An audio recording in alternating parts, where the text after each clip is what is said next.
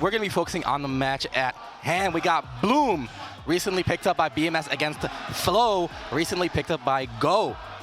Both of these players, something to prove. New sponsor, new team to represent, and the country war is on. It's UK versus France. Who is going to get that sponsor curse and who's going to get that sponsor blessing? Let's get it. Game 1, Bayonetta versus Roy. We got Bloom versus Flow. And love that Flow from the get-go, using that forward air, safe enough to not get upbeat out of shield. And that's going to get him a nice neutral win. Bloom, really known for his normal usage with Bayo, right? His normal usage is insane. Yeah. Forward air 1, auto cancels from a short hop, even with a fast fall. That down to one of the best pokes in the game, and both of those moves, they confirm just like this. Yeah, and you can see it right now. Take him to the skies, getting ready, just gets the one back air, gonna keep the same damage, and then resets it. I love the resets from Bloom, and look how much damage he's got just from that one interaction. He's still going. One interaction, make it 2, 3, 4. They're all advantageous for Bloom. Now Flow, nice early up B, makes it back to center, doesn't fight the corner, right? Immediately has back to center. Yeah. Bloom this time, not being the fair, nice adaptation, and Flow getting some pressure out of it. But Bloom one step ahead, look at the pressure here. Up to forward air, doesn't get the back air, but the pressure's still on the forward. On the forward air, caught the jump, but Flow still alive, and now the rage is on deck. Look at that, 173 on Roy, but not for long. There were so many cross-ups on shield from Bloom in that situation, where the back air cross-up, the fair cross-up, just like to keep Flow guessing where he's going to land. That ambiguity is going to be so important in sets like this. 100% agree, 100% agree. Another thing that's going to be really important in sets like this is the KO percentage. Yes, Bayo does damage, but the KO differential here, right? Yeah. Roy just kills you at such early percents. Bayo could never, and that is what we have to see. We have got to see Bayo Flow. could never. Bayo could never. Sassy for sure, Bayo showing it from there, trying to get them off stage. Bloom did a great job. No way. Flow is in so much trouble. Oh my goodness. The flow has stopped, the current has stopped. She's got There's that no bat liquid in coming her. through. She's got that bat in her, but Roy, he's got that dog in him, look, dude. Gets the KO, now only down a single stock, and we've seen what Roy can do. This is in the cards. We're definitely going to have to leave in the heart of the cards for this comeback. God damn. First game not looking too pretty, but Roy keeping it really sweet. Flow in a lot of trouble. And again, this disadvantage state that Bloom just keeps Flow in is super, super pressuring. Oh, that chase. Oh my, Yo, that was smart by Bloom. Got the roll in because he knew he wouldn't get KO'd for doing that, right? So, gets red, but the option didn't lead too much. Bloom still in control.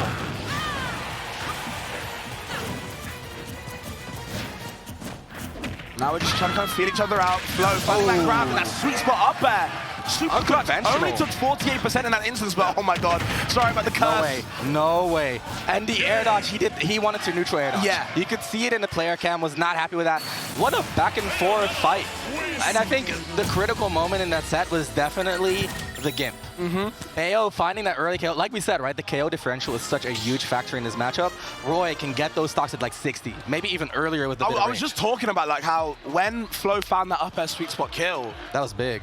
Yeah, extremely huge. Didn't even take that much percent on the last stock before. But Bloom, when he turns up, it's needed. You know, it's vital. That's the thing. That's the thing. It's not just the combo. The way Bloom plays, like you said, he goes for the resets, and those resets open up potential for actual KOs. Whereas a lot of Bayos, they'll just complete the combo for the guaranteed damage. Bloom, he's looking at the potential rather than the guaranteed damage, because that potential is going to be the difference between winning and losing. Now you see Flow getting that good, nice opening gap, but he's just going to get that side out of my way, get his own side B. And keep up the pressure, but again, Flow not letting Bayonetta step on the shield. Just wanted to say, he should be using more up B, and there we see one of those, the super armor coming out. Bayo's grab, not the greatest. There's the Witch Charm. Just a single hit, and a down air whiffs. Huge lucky break for Flow, but the pickup is right there. Bloom, even when you get out of the situation, he knows how to continue to pressure regardless. Yeah, honestly, I like the option of going for the down air, but unfortunately, the heels just need a little bit more inches on him to get that connection. But still, Flow going to live another day.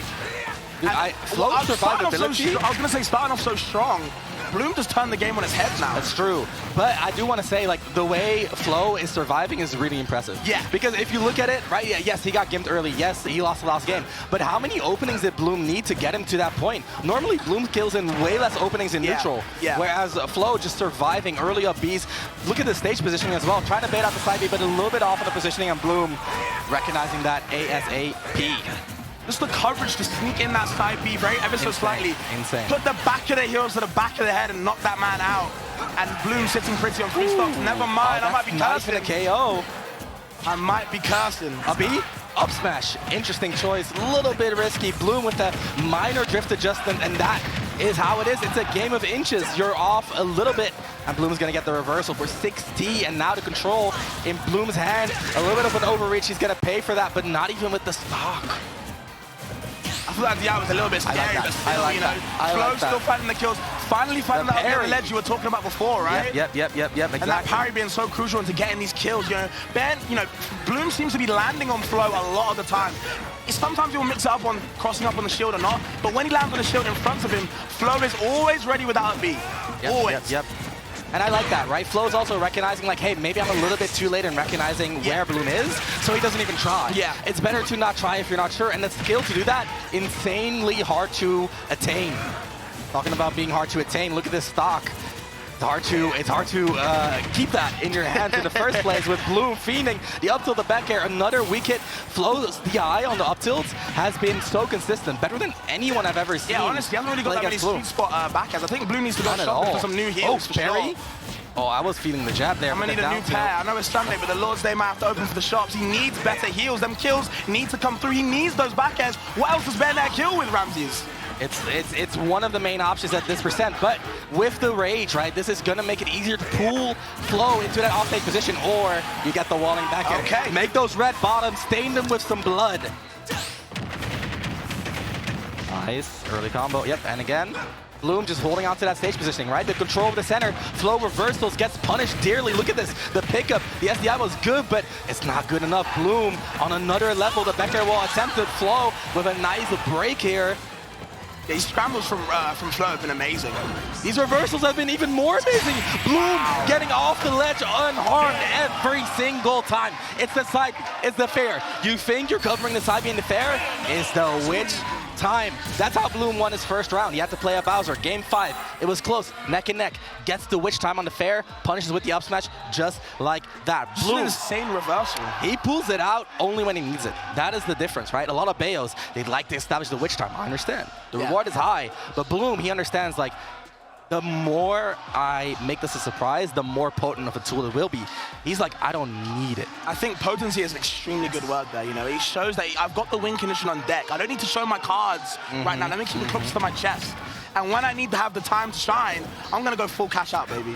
And that's what we're seeing. He doesn't need it. And then when he does, right, when it gets a little bit hairy, that's where the witch time comes out. Or when it's guaranteed, like right there, gets the pickle with the instant aerial afterburner kick, the grounded heel slide of rarity from Bloom, continues and extends all the way to the blast zone. Good DI from Flo once more, and good recovery. I told you about the survivability. Not a lot of players will be able to make it out of that situation. Now we're in a similar one, and again, Flo makes it out. You see how many openings Bloom needs compared to what we usually see from the kid. Yeah, Flo just will not die, but he does not want to pass. And the rage is such a big threat in this matchup, right? We talked about this. Jab, side B, that could kill you at 50. Yeah. But I was going to say, Flo's been so good in these scrambles, but this game, anytime he's up close, Bloom with that really desperate side B gets a lot of damage as well. Understanding the punish game. That's side B. Did you see that knockback? He was all the way into the magnifying glass at 40 center stage. This is the potency of Roy's sweet spot. Fourth throw. Now you see Flo on the absolute hunt. Just chasing Bloom down whenever he can. I love the fade back fair sweet spot as well. And again, Flo, you gotta play around that. He's been getting caught by the side Bs way too much. Again, Copter. Normally, I'm calling this out as a bad habit from Bloom, but right now, Bloom is using it not as a habit, but because specifically, Flo is not playing around it as well as he could be. That cross up with the F-tilt, did you see that? I'm telling you, bro, cross-ups from both of these players has been insane this game. This game is Disney sometimes, bro. There's the up B, there's the pickup. Again, no full combo. Looks for that up B to sneak under Flo, but Flo, very consistent. The side B hits again. No follow-up jab back here from center stage. Flo evening up the stocks. He's still in this game. Yeah, he needed that kill confirm right there. That was the saving grace to keep him in this game. Look at the bats within, they're getting punished. God damn. Dude, he's an assassin. He's just like, oh, you got that bat in you? Side B, big knockback. Look at that. We're kissing the blast zone, baby. Now, Bloom finally on high alert. Now hold on now. Finally, Flo has an actual substantial lead in this set, finally. Needs to improve on it. Needs to see what he can do. Yep, and he's extending the lead as well. 20 doesn't feel like much, but in the dynamic of this matchup, that can be huge. Love the DI and SDI on the side B there. Flo finally shielding a side B, but no punish. I want to see that up B out of shield and the bad DI on the sweet spot back air. First time we've seen Bloom kill with that up tilt back air in this set. Yep. Uh-oh. And again, it happens when Bloom needs it. It's only when Bloom needs it. He doesn't show his cards until it's vital. Look at the extensions. Look at the damage. Roy already bleeding. We're one interaction into the stock. Bro, this man is Yugi, bro. Crazy. I've never seen someone believe in the heart of the cards so badly. Yeah, I mean, if you were to ask me, Bloom4Eva has that Exodia on deck, and right now it's looking like checkmate.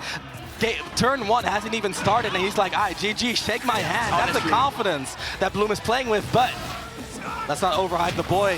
Flo has something to say, gets caught by another side B. This is vital, but the jab back here on center stage will be doing it. Flo establishing his control. It's really interesting. Usually you see people kill with Royal Crown. They usually kill jab back here on the legs, right? Both times that Flo got it in that game, center stage. You remember what we talked about when Flo got the down tilt and then Bloom teched in and he got rid of the forward smash? Right. That's what we're seeing here. Bloom is doing these side beats to center because, well, even if he gets punished from center. Right, right. So that's why he's not finding the jabs at ledge, unless, except for that one that he got on the second stock, yeah. right? But not generally. So Bloom kind of like going for the good risk war play, but when you're at that percent, the jab backer is going to kill anyway. At least Flo's got some levels of fight in him, showing the fight right there, taking it straight to him. And like I said before, the hunt, man, never stops going. Indeed, and a nice solid lead right here. Flo looking like he's kind of evolved, but not evolved enough to avoid those side Bs. That has been the clutch for Bloom in neutral here. Yeah, he might be the mid-Evo right now. Needs to find that final Evo left. Oh, yeah. He needs to level up, but Bloom looking like an absolute beast my right God. now. He is mega evolved at this stage. This is insane. Oh, the side B to pick up, double side B. Love to see that full forward air. Of course, not going to KO, but look at the situation. Oh, look at the bait. No way! I told you, Bloom does not show his cards until he needs it. He hasn't read that high up B a single time. And now, when he's down just a bit, he's like, you know what, how about I actually adapt? Where do you pull that from? Where do you pull that from? Experience, dude. It's the heart of the cards. Nice parry, but not the right punish. Shield break, though, that's going to even up the stocks. A flare blade for your troubles, and the Umbra Witch. That's got to feel amazing, I'm not going to lie. That's got to feel amazing. After having your high up B covered, scouted out just like that, to get that shield break, it's got to feel amazing. That's revenge.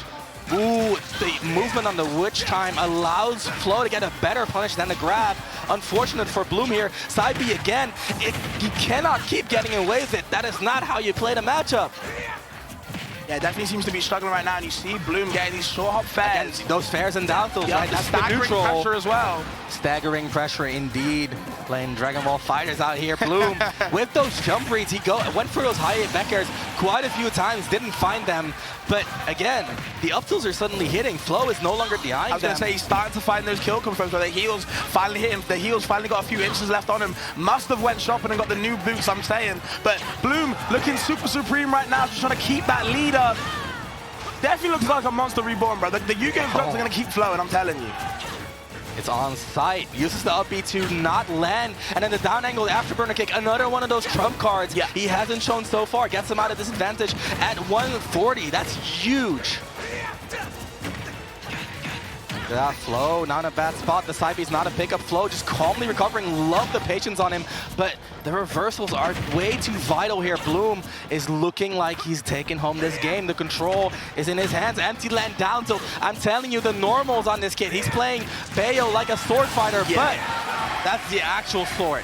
I was going to say that's a really good way of saying it. He's playing Bayonetta like a sword character. Yeah, the binding blade, just not enough. Roy struggling to find the opening. He needs the side B.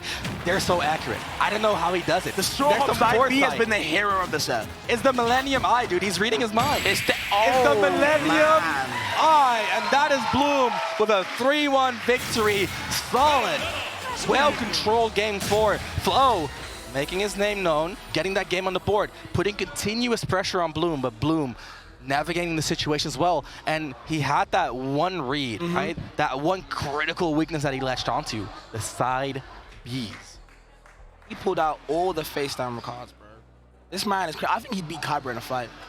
He'd beat Kaiba. Dude. He'd beat Kaiba. He'd beat Kaiba. Definitely beat Kaiba. I'm sure. Dude, Kaiba's pulling up with a 60 card deck. Bloom's like 40 cards. Straight up. I'm running triple pot of greed. Dude, I'm link summoning. His turn is lasting 30 minutes. It's like a Bayo combo. He's like, I special summon this.